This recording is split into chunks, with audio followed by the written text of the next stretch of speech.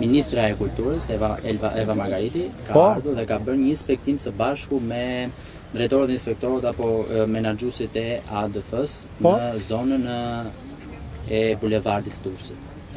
Projekti amfiteatrit nuk është se ka vite, 4-5 vite, por ka me 10 vite që rri në arkivat e shtetit. Pra po flasim për projektin amfiteatrit. Sa i përket zonës TIT, është bërë në vitin 2021 është hedhur si koncept. Pra janë dy projekte të ndryshme. TIT është shumë i madh, a? Po, pa diskutim, është shumë i madh, janë dy projekte të bashkuara me njëri tjetrin.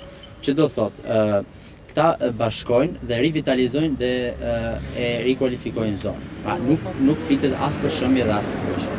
Pra flitet për rikualifikim dhe rivitalizim. Aq sa që është sipërfaqja e shtëpive, aq mbeteshin. Pra logjika. Logjika.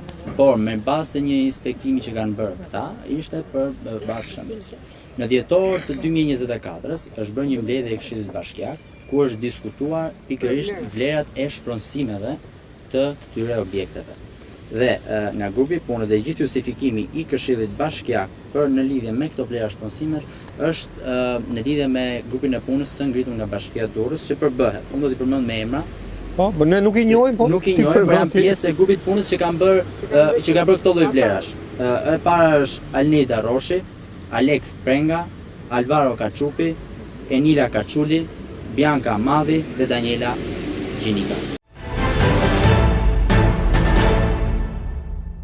Nuk është talje, se nëse do them tallemi, do të regojmë shumë i moderuar.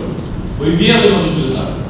Ne si këshilltar këtu, a ka një që më thotë në këto vite Durrësi janë ulur vlerat e pronave, vlerat e pasurisë, apo janë rritur? Ka familje të njëjta që para 2 vjetësh janë vlerësuar me vlera tjera, vlera më të larta.